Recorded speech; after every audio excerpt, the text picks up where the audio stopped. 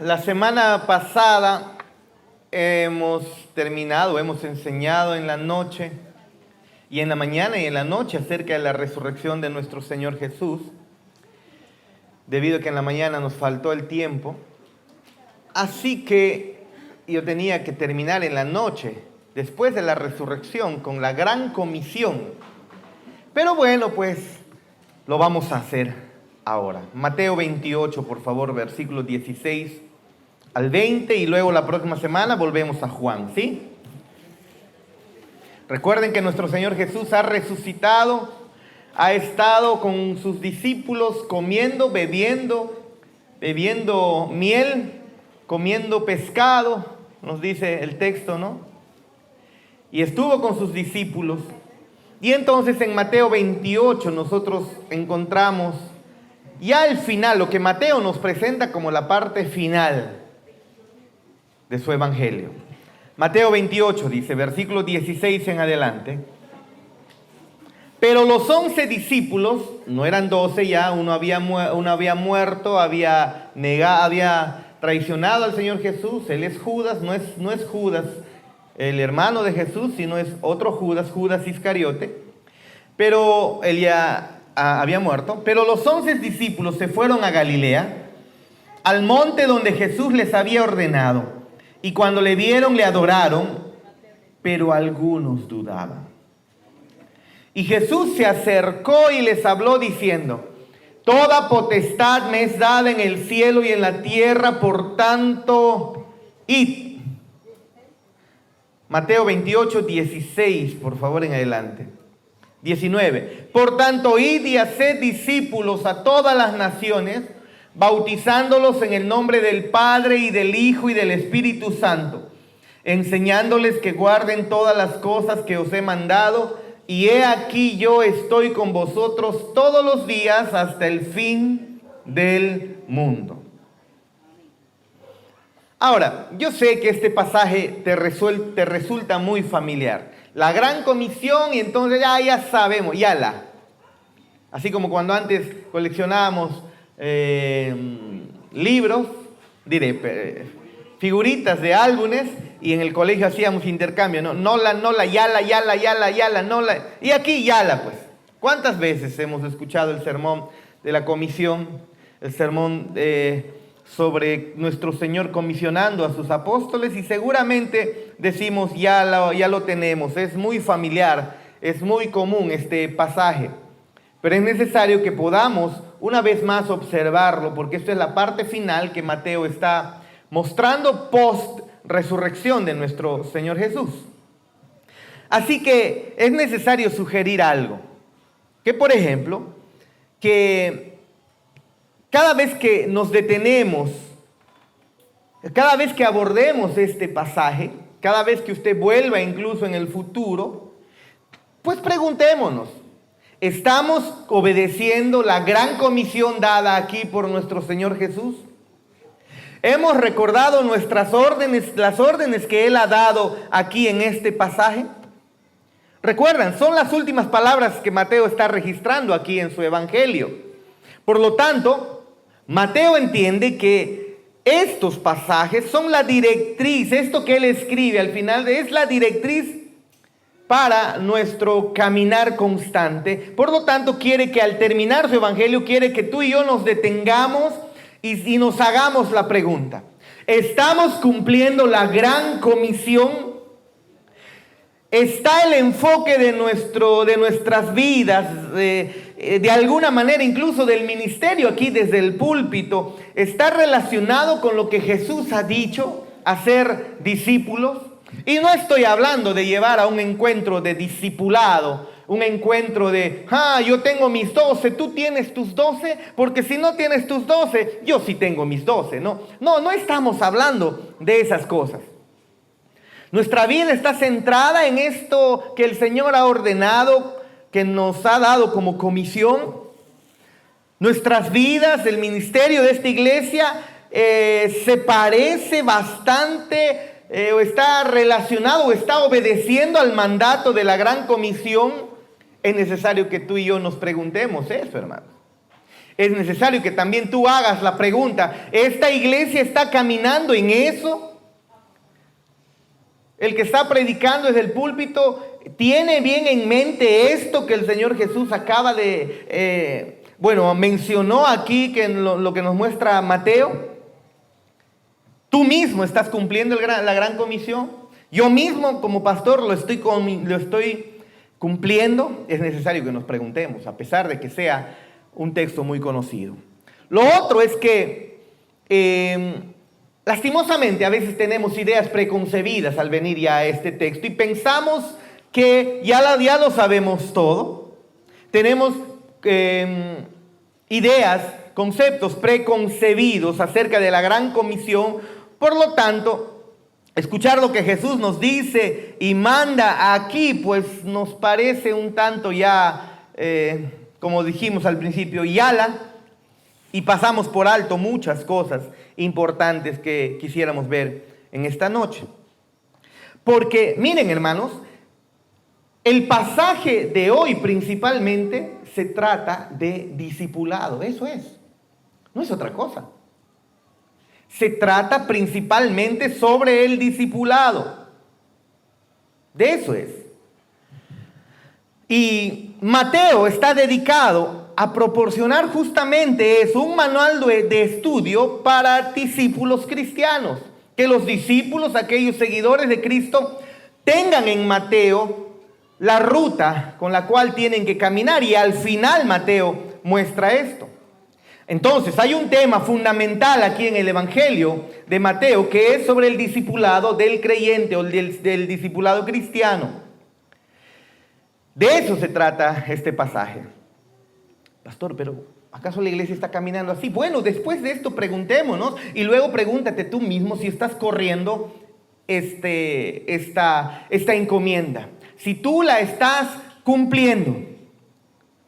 Porque para Mateo esto es prioridad. Es la misión de la iglesia, de esta misma iglesia también. Pero, ¿cómo se supone que se debe llevar a cabo el discipulado? Bueno, es necesario que recurramos a su palabra. Solamente la palabra de Dios tiene respuestas para aquello que nosotros nos preguntamos respecto a la salvación, respecto a nuestra fe, ¿no es así? Pero entonces, eso como introducción. Pero miren ustedes, el pasaje hoy día lo vamos a separar en dos porciones, nada más. Los dos primeros versículos del 16 al 17, que es la primera sección que vamos a tomar, ahí vemos una descripción de los discípulos que están obedientes y están rumbo a Galilea o van a Galilea.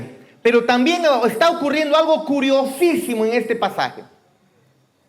Algo maravilloso, algo que tú y yo, si estuviéramos inventando la resurrección de Cristo, si estuviéramos inventando de repente en un grupo de cristianos, o estos 12 discípulos deciden inventarse una historia, la historia no la contarían de esta manera. Vemos, claro, a los discípulos obedientes camino a Galilea, o obedientes que van a Galilea, pero también Mateo nos deja una imagen no muy buena de los discípulos. Estos aún luchan con su fe. ¿Se dan cuenta? ¿Se dan cuenta? Estos todavía están luchando con su fe. Y esa es la primera parte que veremos. La segunda parte, del 18 al 20, veremos a Jesús declarando su autoridad. No declarando como yo declaro, yo profetizo, no, nada de esas cosas. Él está proclamando, declarando, está anunciando, está mostrándole a todo el mundo su autoridad, o al menos todo el mundo, me refiero a los que están ahí escuchándole. Les está dando una orden y luego les está dando un aliento reconfortable y una hermosa promesa a sus discípulos. Así lo vamos a separar entonces en dos secciones. Así que usted puede subrayar del 16 al 17 de un color y luego del 18 al 20 otro color. ¿Amén? Muy bien, muy bien. Veamos entonces la primera parte. ¿Cómo es que estos discípulos son obedientes? Estos discípulos son obedientes. Pero a la misma vez veamos cómo es que incluso la duda está todavía presente. Hermanos, a mí me alienta mucho esto. Muchísimo. Yo no sé si a ti, pero a mí me alienta mucho. Estos son discípulos de Cristo que han caminado a Cristo y que están viendo al Cristo resucitado. Tal vez lo que pudiéramos pensar es, lo han visto ya de una vez, ¿no? O sea, ¿qué duda va a haber? Pero estos todavía, muchos de ellos, todavía tienen duda. Qué tan terrible es el corazón humano, qué tan terribles son los efectos de la caída, que incluso regenerados, nacidos de nuevo, todavía dudan. ¿Te percatas de eso? Ahora, yo no lo digo así gozoso, porque entonces yo tengo esperanza. Entonces tú tienes esperanza. No lo digo gozoso porque están dudando y, qué lindo, como si fuera Satanás diciendo, duda, duda, duda, ¿no? Un Satanás gordito. No, si no lo digo gozoso en el sentido de que si estos están dudando, entonces tenemos esperanza. ¿Te das cuenta? ¿Te percatas de eso? Para aquellos que piensan que nuestra fe es un caminar diario donde a ciegas, Señora, donde no importa, yo voy y camino y no importa que vengan las enfermedades, que vengan los problemas, aquí estoy parado, firme y fuerte, tú eres el Señor, tú has resucitado, gloria a tu nombre, contigo en la eternidad, mi cuerpo glorificado, amén. Pero encontramos que estos discípulos no siempre están así. Estos discípulos todavía tienen duda. ¿Te percatas que esto, que es una tragedia, a la misma vez es una bendición saber esta información? ¿Tú tienes dudas? ¿Los tienes? Claro, tampoco vas a decir, yo dudo. No estamos diciendo eso. Gloria a Dios que yo dudo. No, claro, con pesar, Dios mío. Aquí hay un ejemplo de hombres que han visto la gloria del Cristo y dudan algunos. Entonces, ¿será que también mi duda es parte de este caminar todavía, pero que eso no cierra las puertas del reino de los cielos y me deja afuera? ¿Te percatas de eso, hermano? ¿Te das cuenta de ello? Cuando analizamos el versículo 16 y 17, hermanos, en esa última imagen que Mateo nos da de la iglesia en su evangelio, Mateo está enfatizando la misión a los gentiles, claro, eso nos damos cuenta. Está enfatizando la adoración a Cristo, pero también Mateo está enfatizando algo, la debilidad de los discípulos. Eran débiles, hermanos, eran débiles. Miren, versículo 16, la primera parte. Pero los 11 discípulos se fueron a Galilea, al monte donde Jesús les había ordenado. Allí se nos está mostrando, estos 11 discípulos, ya no está Judas, recuerden, se dirigieron obedientemente a Galilea. Jesús les había dicho, ahí tienen que ir. ¿Recuerdan Mateo 26, 32? Jesús, mucho antes de que ocurriera estos eventos de la crucifixión, antes de que ocurriera la sepultura y la resurrección, les dijo a sus discípulos, antes de su pasión, que después que ocurriera todo esto, ellos debían ir a su encuentro en Galilea. También recuerdan ustedes Mateo 28, 7, que una de las cosas que los ángeles le dice a estas mujeres discípulas en la tumba fue que debían regresar con los discípulos y especialmente esos 11 discípulos y decirles que fueran a Galilea tal cual el Señor Jesús les había ordenado. ¿Se acuerdan de eso? Y luego Jesús mismo en Mateo 28, 10 se dirige ahora a estas mismas mujeres y les reitera: mujeres, cuando regresen con mis discípulos o con mis hermanos, díganle que nos reuniremos en Galilea, tal como yo les dije antes de morir. ¿No? Estoy parafraseando sus palabras. ¿Se acuerdan ustedes? En los discipulados incluso hemos visto esto. Así que los discípulos están, después de todos los eventos, se están dirigiendo a Galilea. Él había comenzado ahí su ministerio en Galilea, ustedes recuerden. En Galilea de los gentiles. Y al llamarlos ahora de regreso hacia Galilea, incluso en esta acción, parece que Jesús enfatiza la misión mundial a la que va a llamar a estos discípulos, pues. Las llama a una misión entre los gentiles. No deben simplemente estar ministrando a judíos. El alcance es global, incluso abarca gentiles.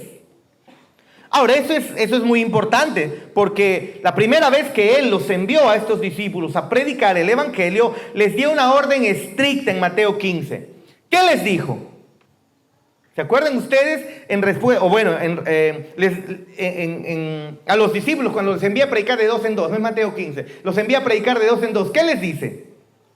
Vayan primero a las ovejas de Israel.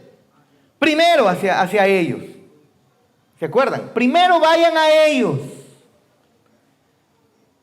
Pero incluso a esta mujer sirofenicia, ahora sí, de Mateo 15, Jesús le dice en estas palabras a esta mujer sirofenicia, a esta cananea, le dice que la misión para ese momento no es para los gentiles, sino para las ovejas perdidas de la casa de Israel.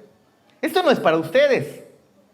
Esto no es para los gentiles. A los perrillos no se les da lo que des de los hijos. ¿Se acuerdan ustedes? Parece que entonces, inicialmente la predicación fue dada principalmente a los judíos y vemos a Jesús haciendo eso, predicando a los judíos. Pero ahora está abriéndose hacia los gentiles e incluso la misma mujer sirofenicia recibe también su bendición. Una mujer gentil. Claro que Jesús había enfatizado su misión, la misión en primer lugar hacia los judíos. Así que cuando los discípulos fueron enviados por primera vez, eso es lo que ocurre. ¿No es así? Pero si observan la segunda mitad del versículo 16, ahora notaremos que Mateo menciona específicamente un monte incluso. Vean ustedes. ¿Pero qué monte? Porque en Mateo 26, 32 no se menciona monte. Mateo 28, 7 tampoco. En Mateo 28, 10 no se menciona un monte en Galilea. Todos estos pasajes tienen la ordenanza que los discípulos tienen que ir a Galilea, al lugar que ya se les ha establecido, preestablecido. Pero Mateo ahora nos muestra que deben ir al monte en Galilea. Ah, interesante, ¿no? Porque Mateo nos está recordando, Mateo está queriendo o está buscando hacer la conexión y mostrar que este Cristo es el verdadero Moisés que subió al monte y dio su ley. ¿Se acuerdan? En el Sinaí. Y cuando Jesús da también su ley, sube a un monte, se sienta, abre su boca y también comienza a dar su ley. ¿Se acuerdan ustedes? Y Mateo está haciendo esa conexión. Ahora dice, vayan ahí, en Galilea, al monte. Mostrando, aquí hay el verdadero profeta. Aquí hay alguien superior a Moisés. Este es el verdadero Moisés. Moisés libertó al pueblo de Israel de la esclavitud en Egipto, de Egipto y del faraón. Aquí hay un verdadero Moisés, quien nos liberta de la esclavitud de Satanás y del pecado, y nos saca del mundo donde somos esclavos de nuestras concupiscencias, y nos lleva al reino de su luz. Así que Mateo nos está enfocando a Jesús como el nuevo Moisés o el verdadero Moisés. ¿Se acuerdan ustedes? ¿No es así? Ahora, Mateo está buscando exaltar pues a Cristo por sobre todos. Luego, si miramos el comienzo del versículo 17, ves la respuesta de los discípulos. Cuando ven a Jesús, ¿qué es lo que hacen instintivamente? Lo adoran. Mateo muestra que sus discípulos cayeron de rodillas y luego cayeron sobre sus rostros y se postraron ante el Señor Jesucristo en una amorosa y humilde adoración y un homenaje, una exaltación hacia nuestro Señor Jesús. Lo adoraron con todo su corazón, lo adoraron con todo su ser. Mateo está diciendo algo aquí, hermanos. Estas son palabras resumidas de algo muy importante. ¿Por qué? Miren ustedes. Estos discípulos son judíos y como judíos son ortodoxos. ¿Qué significa eso? Son pegados al Antiguo Testamento, son pegados a la palabra de Dios. Ellos están, palabra de Dios de ese momento que todavía era solo el Antiguo Testamento. Son muy pegados a la ley. Ellos no están buscando hacer cosas extrañas a la ley. Desde que regresan del exilio, comenzando con Esdras ahí, en el tiempo del imperio medo-persa, estos hombres, estas mujeres, estos judíos han entendido que hay un solo Dios. Estos judíos, a pesar de que eran pescadores, conocían muy bien la palabra de Dios. También eran estudiosos de la palabra de Dios. Y obviamente el tiempo, 3 años que han pasado con Cristo, Jesús les enseñaba las Escrituras. 3 años estudiando las Escrituras con Cristo, y no solamente eso, sino prácticamente si son varones judíos, pues casi toda su vida han estado inmersos escuchando la palabra de Dios de manera ortodoxa. Estos son judíos ortodoxos. Y por sobre encima de todo, claro que conocen el mayor de todos los mandamientos. Claro que conocen lo que la ley de Moisés mostraba. No adorarás nada que no sea Dios, ¿sí o no? Adorarás solamente al único Dios verdadero. No se adora a nadie más, al único Dios verdadero. Estos son judíos ortodoxos. Pero vemos aquí algo interesante que Mateo nos muestra. Estos discípulos se postran en completa adoración y reverencia a Cristo. Es el primer y más grande mandamiento, lo sabía todo judío. ¿Se dan cuenta? Este no es el último de los mandamientos. Tú pudieras acordarte, de repente olvidarte, no te hacen una lista. Mira, vas a hacer esto, y lo primero que recuerdas es el primero, el segundo, el tercero, y el cuarto, quinto, sexto, y ya no. Tal vez pudieras olvidarte el último de los mandamientos, pero el primero, este es el más grande de todos los mandamientos. Ellos lo conocen, ellos lo saben. Saben que por encima de todo este principio de la religión está: no adorarás nada más que sea a Dios, solo al único Dios verdadero. No se adora a nadie más.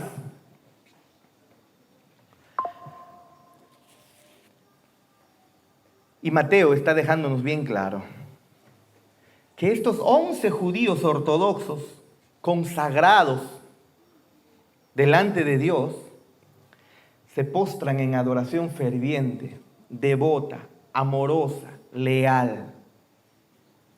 ¿Qué nos está diciendo Mateo, hermanos? ¿Qué nos está diciendo Mateo? Vamos. Que Jesús es la deidad de nuestro Señor Jesucristo. Claramente nos le está mostrando Mateo. Claramente. Ahora, eso es importante porque vivimos en una época muy escéptica. Y muchos ahora dudan de las afirmaciones de nuestro Señor Jesús. Pero recuerden que la iglesia primitiva estaba completamente convencida de la deidad de nuestro Señor Jesús. Hasta que pasaron todavía 3 siglos todavía, antes de que aparezca un hereje dentro de la iglesia y se le ocurra negar la deidad de Cristo. 3 siglos todavía pasaron, porque ahí inicialmente la iglesia estaba convencida de la deidad de Jesucristo.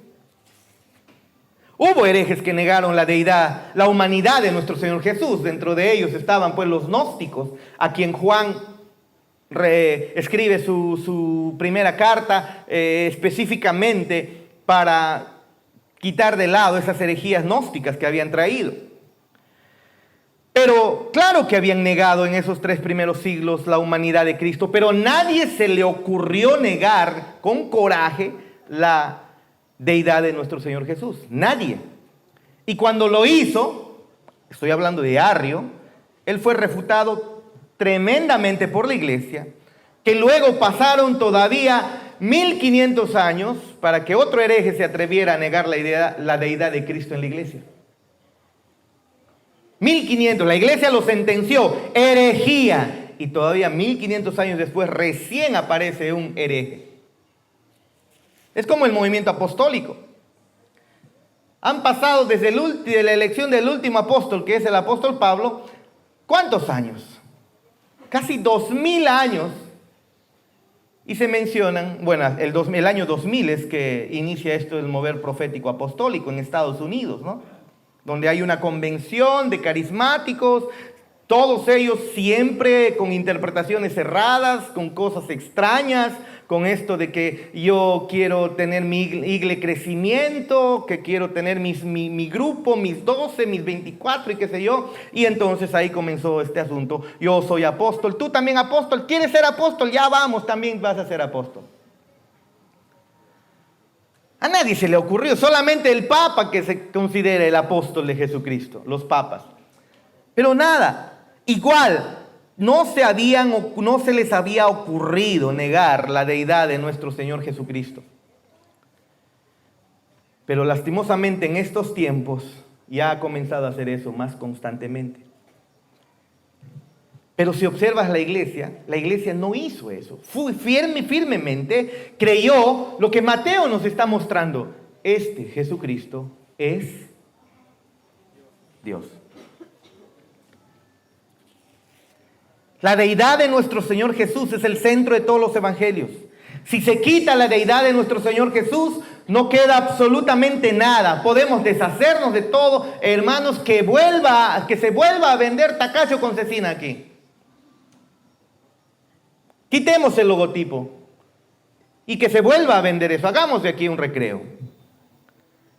Si Jesús no es Dios, si solamente es un maestro de buena moral que enseña cosas hermosas, esto, hermanos, el cristianismo no funciona. Y Mateo nos deja bien claro con esta imagen y nos da el testimonio. Cristo es Dios, el Dios del universo, el Dios encarnado del universo. Y lo adoran. Y en la parte final del versículo 17, Mateo dice algo maravilloso.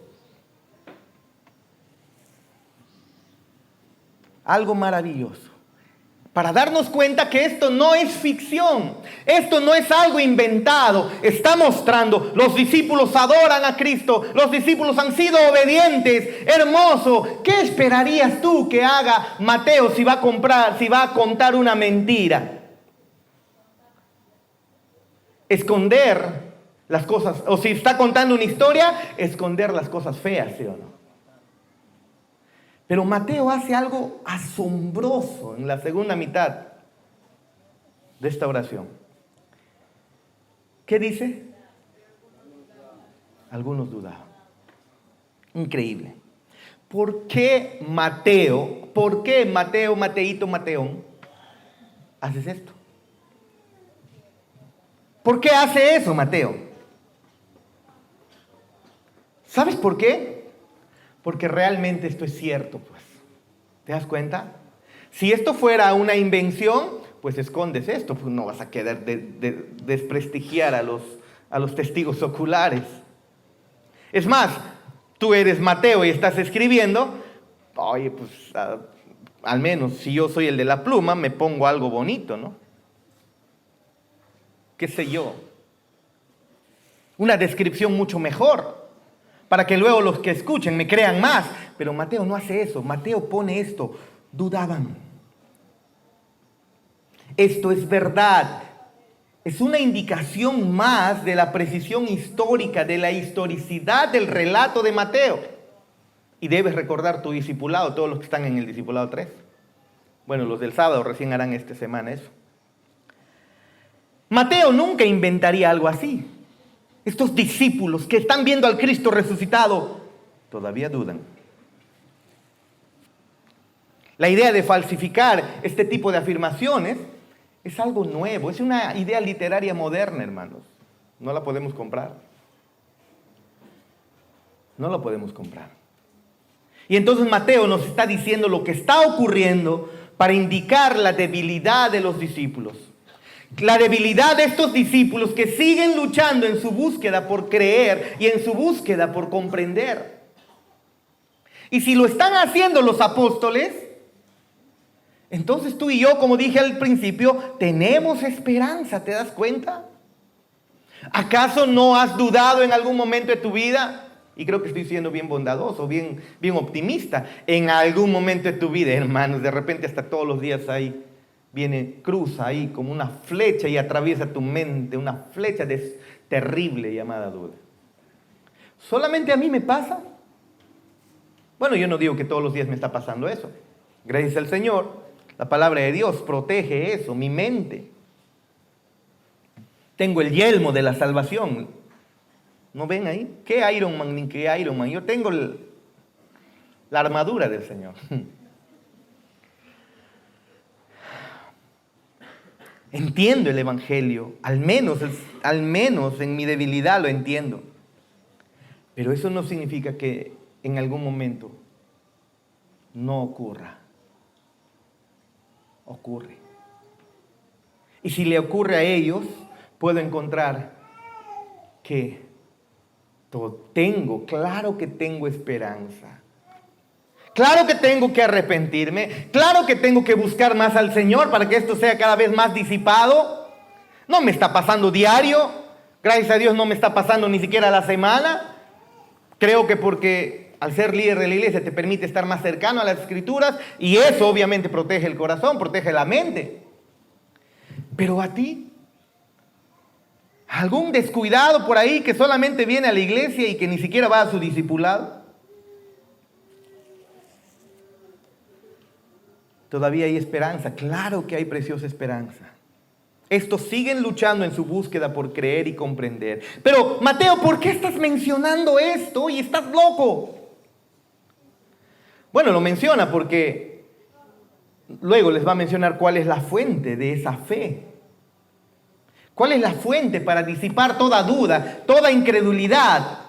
Se los va a decir, Mateo sabe muy bien cuál es la fuente para quitar toda duda atrás. ¿Por qué? Viene una comisión maravillosa, viene una comisión tremenda, grandiosa, y Cristo se los va a dar en breve, pero necesitan disipar esa incredulidad. Si ellos creen que van a poder llevar a cabo la gran comisión en sus propias fuerzas, no, estos están equivocados. Así que Mateo quiere mostrarles, quiere disipar cualquier idea errónea en su mente, diciéndoles incluso en ese momento en el que está escribiendo Mateo, que después incluso de la resurrección, incluso después de haber visto al Cristo resucitado, algunos tenían dudas. Y claro, no va a ser hasta el Pentecostés que los 11 finalmente van a superar esas dudas. Y lo van a superar grandemente. La comisión que nuestro Señor Jesús da en este pasaje no puede realizarse con la fuerza humana. No puede realizarse con la fuerza humana. Debe realizarse únicamente, completamente con la fuerza del Señor Jesucristo. ¿Se acuerdan cuando llegamos a ser casi 20? De 600 personas casi aquí. Sin contar las iglesias que eran parte de esta red de aquí. Se calculaba unos 3,000, 4,000 personas de la red de aquí. Y se iban yendo, siguiendo a Guillermo Maldonado. Se iban yendo. Otros siguiendo a Cash Luna. Otros a Dante Hebel. Otros a alguien por ahí, un aparecido. Pero aquí Mateo nos recuerda que la comisión no se realiza en nuestras fuerzas. La comisión se realiza en el poder del Espíritu Santo. Eso es, con la fuerza del Señor Jesucristo, con el poder de su Santo Espíritu. Pero vean las dos últimas acciones de los seguidores de Cristo que Mateo está describiendo acá en su Evangelio. ¿Qué hacen estos discípulos? Adoran y dudan. ¿Se dan cuenta? Adoran y dudan. Y eso nos dice mucho para nosotros aquí como iglesia. Porque tal vez podemos tender a pensar que somos la primera generación con luchar con la duda. Que somos la única iglesia luchando con la duda. Que eres el único incrédulo, intento de creyente que lucha con la duda. Y Mateo simplemente nos dice, miren, les llevo 200 años de ventaja. Yo mismo estaba ahí. Después de ver a Cristo resucitado, todavía había duda. Todos esos pensamientos y problemas con los que ellos obviamente luchaban, o tú mismo luchas, ellos ya lo tenían. Ellos nos llevan años, como 50 generaciones antes. Y Mateo dice, sabemos, ya sabemos, si se los dejamos escrito, sabemos cómo desterrar esa duda. Así que si tú vienes con escepticismo, si tú vienes hoy con duda, Mateo te espera y te dice, sé muy bien porque el Señor me lo ha mostrado, sé muy bien cómo quitarás esa duda de tu corazón. Esa duda que es muy común. Sé lo que es luchar con la duda, nos está diciendo Mateo. Sé lo que es luchar con la duda como un discípulo del Señor Jesucristo. ¿Cuántos son discípulos de Cristo aquí? No es algo que nos podamos jactar. Jojolete, tengo duda. No es algo que podamos usarlo como jactancia. Mateo nos diría, pero lo entiendo y sé cómo tratarlo, sé cómo curarlo. Así que este pasaje, si te das cuenta, nos habla directamente a nosotros, para estos tiempos también. Para ti, para mí.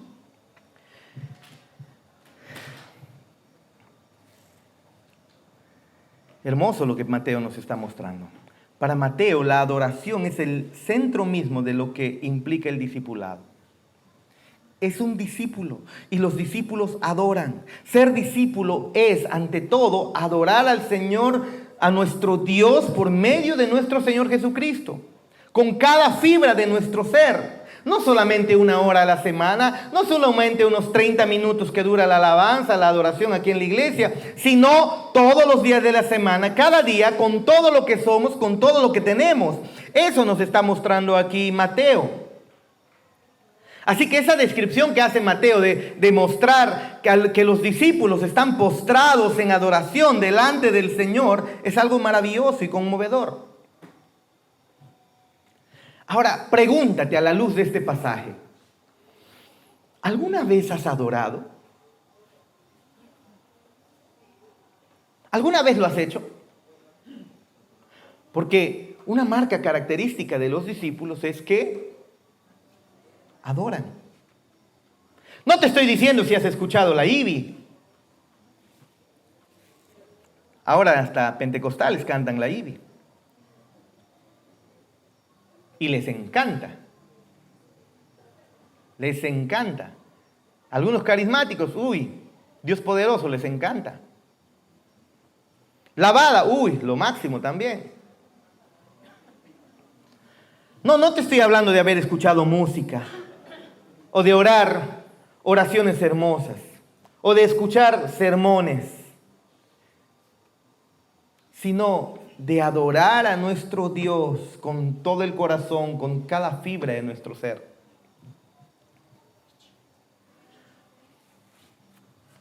Esa es una pregunta que todos nosotros debemos hacernos, porque los discípulos de Cristo, ¿qué hacen?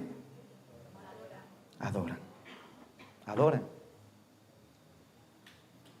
¿Cuándo has experimentado la última vez esa gracia de nuestro Señor Jesús que no puedes evitar entregarte en adoración, en clamor al Señor? Mateo nos muestra, eso es lo que los discípulos hicieron.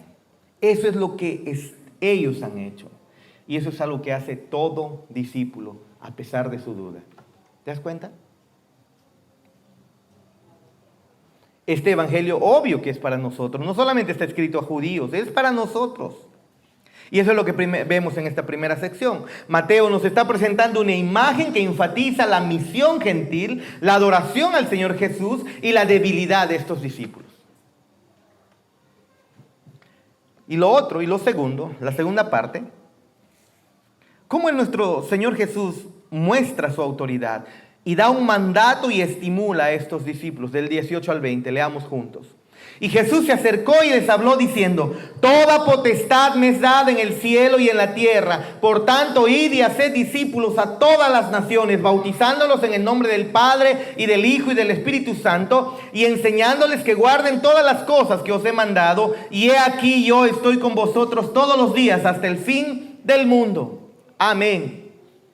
Jesús está declarando aquí su autoridad, está dando un mandato, está diciéndonos cómo es que debemos cumplir esa gran comisión y dándonos palabras de consuelo y dándonos palabras de aliento.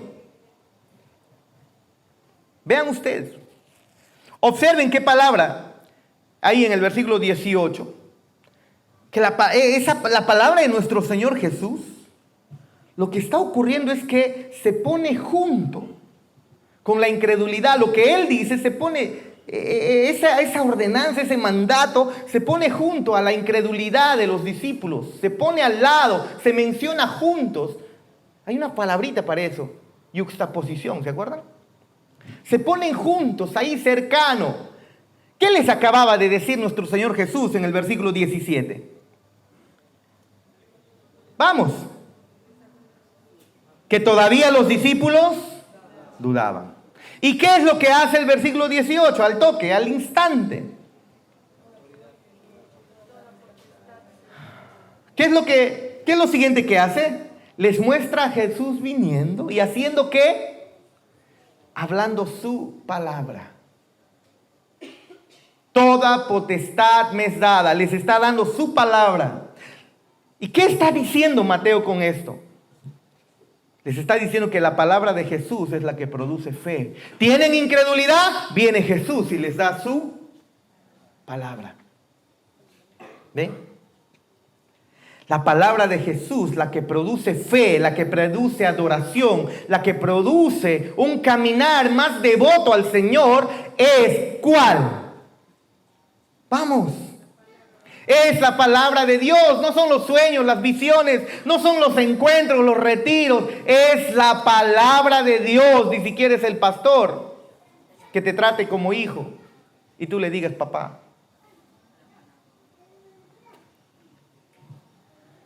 ¿Sabes que hay muchos cristianos que dudan y buscan respuestas en ayunos, en encuentros? Claro que debemos ayunar, pero buscan resolver esas dudas en ayunos, en encuentros místicos, en milagros, en señales y prodigios. Y Mateo dice, ¿tienes dudas? Aquí encuentras la solución en la palabra de nuestro Cristo. Esa es la solución a tu duda. Y entonces adoras, y entonces te quebrantas delante de Él. La duda es ahí donde desaparece, cuando percibes y recibes la palabra de Cristo. Y entonces viene Cristo y pronuncia esta palabra. En el versículo 18, al final del versículo. ¿Ven la afirmación que Jesús está haciendo? Una afirmación radical de nuestro Señor Jesucristo. Una afirmación asombrosa. Él dice que toda autoridad me ha sido dada en el cielo y en la tierra. Ahora, hermanos, esto es increíble. Esto desconcierta por completo, hermanos. Primero que todo, porque si Jesús no es quien dijo ser, esa declaración es una declaración la más megalómana que puedas encontrar. La más jactanciosa, soberbia dicha por algún ser humano. Este tiene complejo de superioridad. Afirmar ser Dios. Si tú no eres Dios, tienes que estar loco, completamente loco. Como este hombre que dice, va al psicólogo, ¿no? Doctor, o psicólogo, tengo un problema. ¿Y cuál es? Tengo complejo de superioridad. Así, a ver, cuénteme desde el principio, le dice el psicólogo. Y bueno, el hombre le dice, bueno, yo en el principio creé los cielos y la tierra. Obviamente está loco. Si tú no eres Dios, afirmar ser Dios es algo absurdo. Este es un paciente de salud mental. ¿Ven? Si piensas que toda la autoridad en el cielo y en la tierra te ha sido dada solamente a ti y no eres Dios, Dios mío, este está loco. ¿Te das cuenta de lo radical de las palabras de Cristo? No es algo tan simple. No lo es. Jesús está haciendo una afirmación absoluta sobre su reinado, sobre su señorío, sobre todo el universo, ni siquiera sobre Israel o sobre Jerusalén. Así que no podemos convertir a este Jesús en un amigo cariñoso, alguien que te abraza y te besa y te da el abrazo del Padre para mejorar tu vida. Y entonces es uno entre muchas religiones. No, este Jesús no se adapta a eso. Él tiene toda autoridad porque toda la autoridad le pertenece. Si quieres estar en el cielo con Él, si quieres ser su discípulo, si vas a estar allí, vas a estar bajo las condiciones suyas. Él es el único camino porque toda la autoridad se le ha sido dada. Eso es totalmente impopular, hermanos, en nuestros tiempos. Pero eso es exactamente lo que Mateo dice. Este Cristo del quien hablamos es el Hijo de Dios, el que tiene todo poder y autoridad, y a Él le adoramos. Pero eso no es lo único desconcertante que Mateo está mostrando aquí. Fíjense lo que dice. Toda autoridad me ha sido dada. ¿Te das cuenta que es una declaración extraña? Pero ahora bien, si Jesús afirma ser igual al Padre, si Jesús afirma ser divino, si Jesús afirma ser la segunda persona de la Trinidad, ¿qué quiere decir con toda autoridad que le ha sido dada? ¿Qué significa? ¿Qué es lo que significa esto? Hermanos, antes de la fundación del Padre, el Padre, ¿no es así? En el pacto de redención que le había prometido a su Hijo, eso es por inferencia, entendemos que antes de la fundación del mundo hay un concilio trinitario donde el Padre en ese pacto de redención le había prometido al Hijo que al cumplir con sus obligaciones como mediador del pacto y rescatar y redimir a su pueblo, lo pondría todo, absolutamente todo, bajo sus pies. De eso se trata el Salmos 2, cuando Jesús está diciendo, he librado, yo lo he ganado, y es mío en base a la promesa que me hizo mi Padre antes de la fundación del mundo. ¿Te acuerdas ese Salmos 2? Implicaciones asombrosas estas. El Señor Jesús ahora les dice a sus discípulos, toda autoridad me pertenece. Y los discípulos es necesario que esto entiendan y es necesario que tú también lo entiendas. Porque está a punto de pedirles a estos 11 discípulos temerosos, cobardes, gallinitas, ¿se acuerdan ustedes? Que se conviertan en el fundamento de un movimiento que remecerá el mundo, que transformará el mundo, a las naciones, para que se arrodillen ante Jesucristo y lo confiesen como Rey de Reyes y Señor de Señores. Eso es lo primero que vemos. Y luego el mandato y el enfoque del mandato. A veces nosotros por la construcción en la que encontramos este pasaje en el español nos enfocamos en el ir. Por tanto, ir, ve. Pero aquí, en este pasaje, hay un imperativo. ¿Qué es un imperativo? Un mandato, una orden. Pero también hay 3 participios. El participio es una forma verbal que se utiliza para describir un estado o un resultado de una acción. No, eso es un participio, solamente es cuestión de recordar el lenguaje. El imperativo aquí es hacer discípulos, ese es el mandato. Y los participios son ir, bautizar y enseñar. Ir, bautizar y enseñar son la forma entonces que nos dice aquí Cristo de hacer discípulos. El imperativo es lo que Jesús quiere que la iglesia haga hasta que Él vuelva. ¿Qué debe hacer la iglesia hasta que Cristo vuelva? Hacer discípulos. Y Cristo dice, pero así quiero que lo hagan. Vayan, bauticen y enseñen. Vayan y hagan discípulos. Escúchame, por favor, importante. Abre tus ojos. Yo sé que vamos a tomar un poquitito más de tiempo. No dice aumenten la lista de la iglesia. No dice eso. No dice eso. No dice que agarres el libro de David Yonggi Cho, creo, y de Igle Crecimiento y una madera, o de los colombianos, y entonces apliques a tu iglesia el Igle Crecimiento. No dice eso. Pastor, pero no estaban, obvio que no va a decir, pero no está diciendo el principio que tienen ellos. Haz crecer tu iglesia y entonces eso es la meta. No, no dice eso. Dice vayan y hagan discípulos. No que inscriban a tantos nombres como sea posible en la membresía.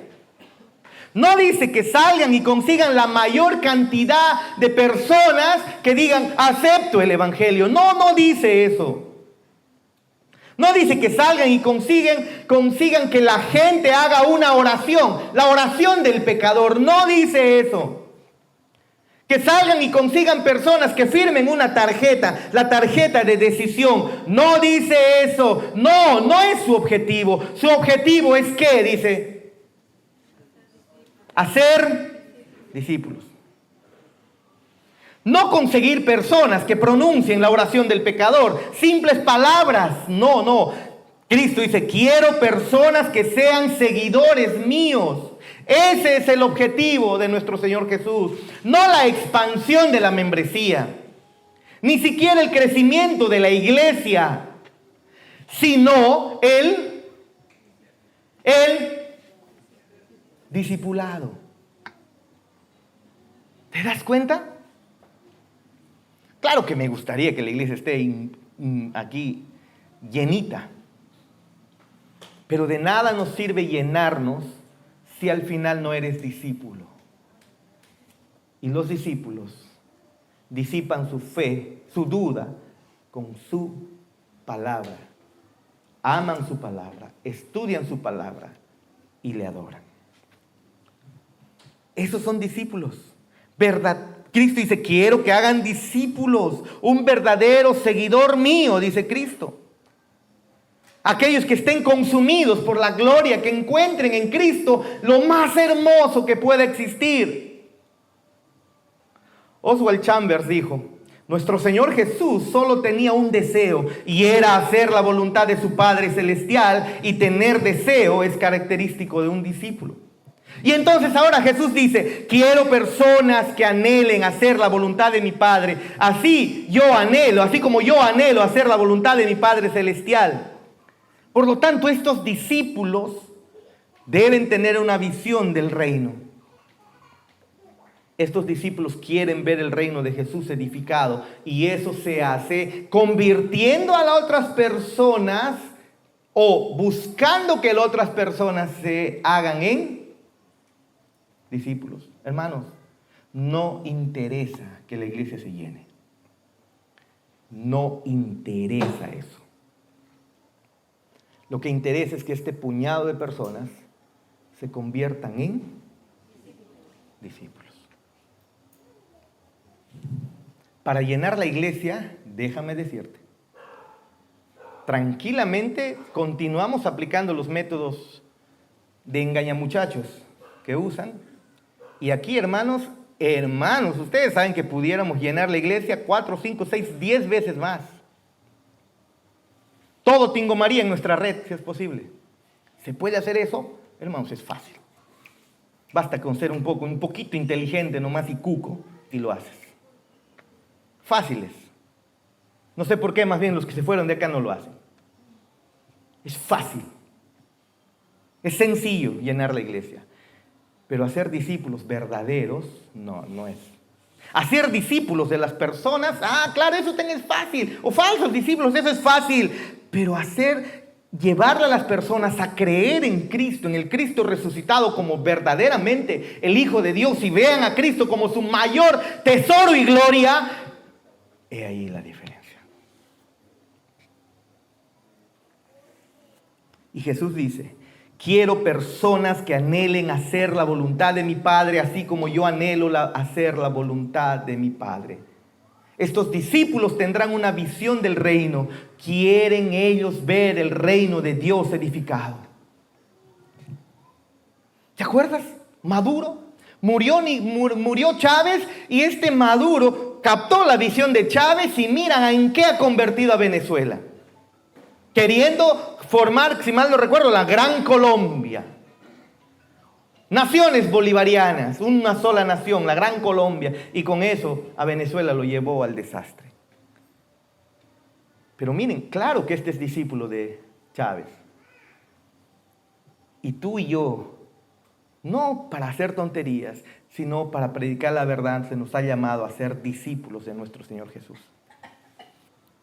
Esa revolución que comenzó ahí con esos discípulos, eso, transmitirlo. ¿Cómo exactamente entonces debemos hacerlo? Jesús no solamente da un mandato general, sino que da detalles específicos, 19 y 20 de los versículos 28. Capítulo 28, versículos 19 y 20. Por tanto, id y haced discípulos a todas las naciones, bautizándolos en el nombre del Padre y del Hijo y del Espíritu Santo, enseñándoles que guarden todas las cosas que os he mandado. Y he aquí, yo estoy con vosotros todos los días hasta el fin del mundo. Y miren estas 4 partes, ¿no? Ir, bautizar, enseñar es parte de ello. ¿Cómo es que hacemos discípulos de Cristo? Y Jesús lo dice así: primero, háganlo a la luz de lo que yo ya les he dicho. Por eso está la palabra por tanto en la Gran Comisión. Vayan pues, por tanto, vayan pues. ¿Por qué está ahí por el por tanto? ¿Por qué está ahí? Hermanos, por 2 razones. Lo haces, dice Cristo, porque soy digno de adoración. Lo adoraron. Se entregaron en adoración. Entendieron que Él es digno de adoración. ¿Saben que soy digno de adoración? ¿Saben que soy el Dios del universo? Entonces vayan. ¿Eres un adorador de Cristo? Vas a entender rápido esto. Ve, por tanto, porque Él te ha salvado, porque Él es el Dios del universo. Él es el único hombre que ha resucitado en poder, gloria y honra. Verdaderamente lo ha hecho, por lo tanto te ordena, ve. ¿Qué acababan de hacer los discípulos cuando Jesús les dice eso? Adorar. No se va hasta el fin del mundo para pedirle a la gente que se arrodille y se entregue al discipulado de alguien que no es Dios. Jesús dice: yo soy digno de adoración. Yo soy Dios, por lo tanto, ve. Pero lo segundo que dice es: se me ha sido dada toda autoridad, por lo tanto, ve. Toda autoridad. Ve, no tengas temor. En vista de esas realidades, cumple el mandato. Haz discípulos, predica el evangelio, ve, bautízalos, enséñales, discipúlalos. Eso es lo que está diciendo. Enséñales quién es Dios, enséñales quién es Cristo. ¿Cómo se hace discípulos? Yendo, teniendo la disposición de conseguir personas para Cristo. ¿Tú tienes el deseo de hacer eso? ¿Lo tienes? ¿Tienes el deseo que otros muchos conozcan quién es Cristo? ¿Estás invitando a tu familia? ¿Estás trayendo personas? No, eso no debe ocurrir solamente cuando te convertiste o en tu etapa inicial. Eso es algo que debe ocurrir siempre, porque no ves que adoras y la respuesta de la adoración es llevar a otros que adoren a Cristo. Cruzando las fronteras, no necesariamente que te vayas al África. A todas las naciones implica comienza, sal y conforme vas caminando, mientras vas al mercado, mientras vas a la universidad, miren cuánto daño les hacemos a las personas afuera cuando no vivimos el evangelio o cuando nos portamos mal. A tus amigos de trabajo que te escuchan y ven cómo actúas, no estás haciendo discípulo, lo estás alejando del reino de Dios. Cuando no ven la seriedad de tu fe. No nos conformamos con alguien que solamente profesa la fe en Cristo. No nos sirve eso. Jesús quiere discípulos. No solo personas que profesen su fe, sino discípulos de Cristo que puedan decir: he aprendido a confiar en Dios y Él es mi todo. Cristo es mi todo. Si no es Cristo, no me importa la vida, no me importa el dinero, no me importa varón o mujer más que Cristo. Sino glorificar a Dios y disfrutar de Él para siempre. Y solamente se puede adorar a Dios si somos discípulos. Y como queremos que todos adoren a Dios, que todos sean atraídos a la adoración eterna en el cielo, queremos entonces que sean discípulos, porque solo los discípulos adoran y adorarán por toda la eternidad. ¿Serán tus hijos discípulos de Cristo? ¿Será tu pareja el que será amado discípulo de Cristo? ¿Serán en tu trabajo discípulos de Cristo y tú estás trabajando para ello? Y en segundo lugar, Jesús dice, bautizarlos en el nombre de la Trinidad. Bautizarlos en el nombre de la Trinidad, en el nombre del Padre, del Hijo y del Espíritu Santo.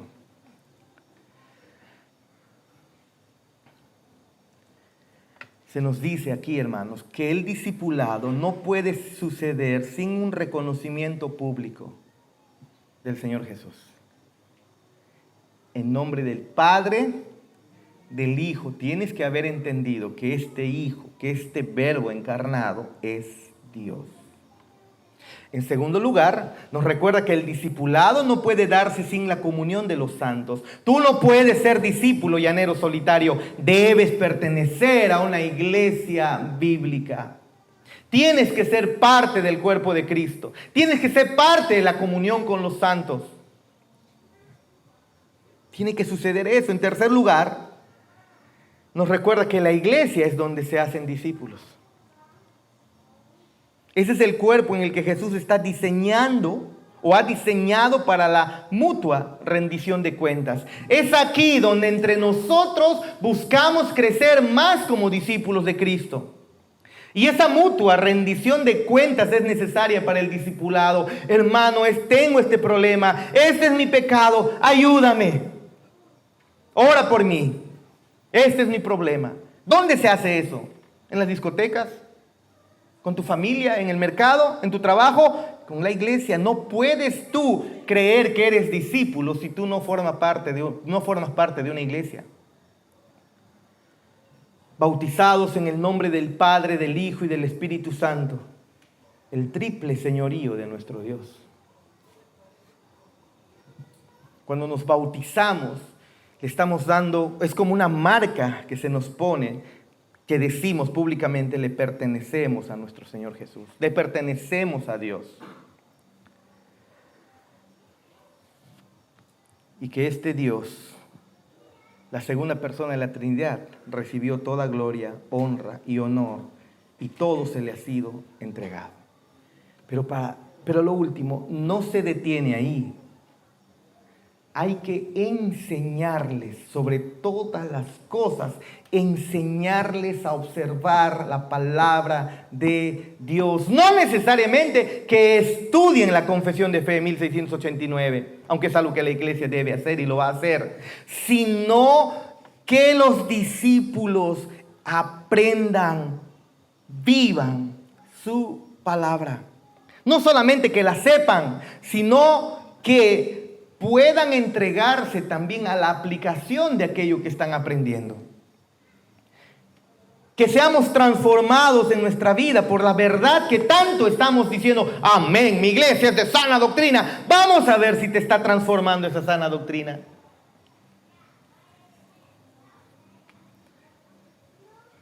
Enseñándoles que guarden, que observen la enseñanza de Cristo, que lo pongan en práctica. Enseñándoles a guardar todo lo que les he mandado. Enseñándoles su palabra. Te pregunto, ¿te emocionas por llegar al discipulado que tenemos en la iglesia? Si eres parte de la iglesia, ¿estás deseoso de no faltar a tu discipulado? Ahora, en el discipulado están aprendiendo a ser mis discípulos, a seguirme. No, lo que aprendemos es a seguir a Cristo, a buscarlo a Él más. No, pastor, pero la Biblia dice, imítame a mí como imita a Cristo. Ok, por lo tanto, tienen que imitarme a mí, dice Pablo. Imitemos a Pablo. No, y por lo tanto, yo como pastor, imítenme a mí. Claro que obviamente debemos ser ejemplo, pero el texto está diciendo, Pablo, imítenme a mí Ok, Pablo, ¿y qué tengo que imitar? Que yo imito a Cristo. ¿Se dan cuenta?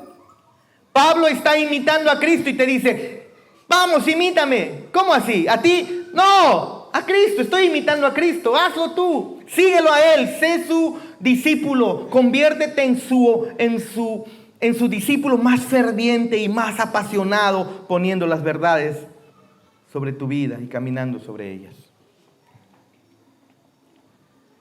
Y luego les dice, yo estoy con ustedes todos los días hasta el fin del mundo, hasta que regrese. Hermanos, después de que Cristo ha resucitado y mostrándole a todos sus discípulos que realmente es el Hijo de Dios, Él disipa las dudas con su palabra. ¿Te das cuenta? Y luego les enseña, ahora que ustedes tienen mi palabra, enseñen mi palabra a otros. Vamos, enséñale a otros mi palabra. Transmitan el guardar su palabra. Transmitan lo que están aprendiendo. Así se hace discípulos hasta que ellos se bauticen. En el nombre del Padre, del Hijo y del Espíritu Santo. Pero debes estar dispuesto. ¿Realmente tienes a Cristo como Dios? ¿Realmente tienes a Cristo como el mayor tesoro de tu vida? Entonces entiendes que el traer personas a Cristo para que se hagan discípulos de Él es la gran comisión que Él nos ha entregado a cada uno de nosotros. ¿Dónde está tu corazón? ¿Dónde está? Si no está en Cristo, no estás empeñoso de predicarle a nadie. Hermanos, que Dios nos permita comprender las implicaciones radicales de esta gran comisión. Y que esas implicaciones radicales puedan transformar nuestro corazón y puedan transformar la iglesia de tal manera que digamos, necesitamos convertirnos en mejores discípulos de Cristo y a la misma vez buscar a otros que también sean discípulos de Cristo. Pablo le decía a Timoteo, a este joven pastor, adorna la doctrina. No solamente enseñes sana doctrina, adórnala con tus buenas acciones. Enséñales al mundo que hay un Dios a quien servir. Enséñale al mundo que ese Dios es santo y busca adoradores de verdad. Pongámonos de pie, por favor.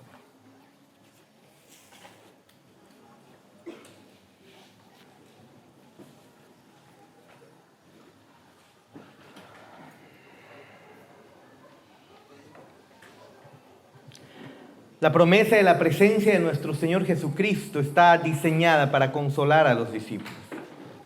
Qué palabras tan reconfortantes. Estaré contigo hasta el fin del mundo. ¿Eres discípulo de Cristo? Entonces tú vas a experimentar constantemente su presencia. La gran comisión implica que proclames el Evangelio y no solamente la proclames, les enseñes quién es Cristo, les enseñes quién es Dios, les muestres con la palabra, les hables constantemente. Inicialmente puede ser invitándole a la iglesia solamente, buscando que él escuche el mensaje y los hermanos que conocen más en la iglesia puedan entonces enseñarle o inscribirle al discipulado, tal vez que todavía estamos iniciando el discipulado 1, recién ha comenzado, estamos en la clase 4.